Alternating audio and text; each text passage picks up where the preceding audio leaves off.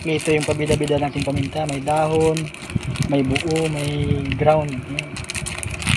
Dagdagan natin ng sabaw para maluto siya.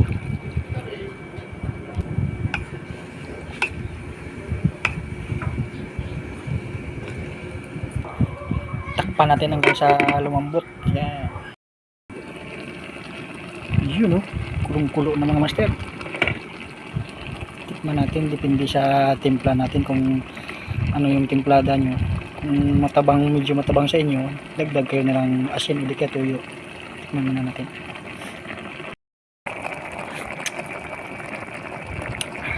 Para sa akin medyo matabang pang kunti, dagdag tayo ng asin lang.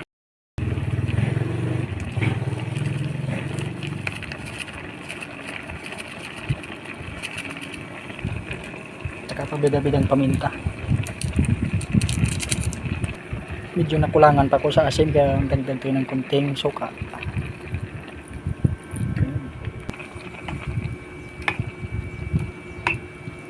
Lapit na siyang maluto.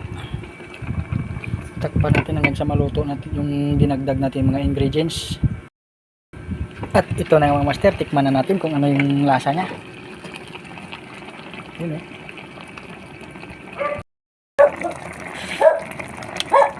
Yun, saktong-sakto yung asim niya saka yung alat niya.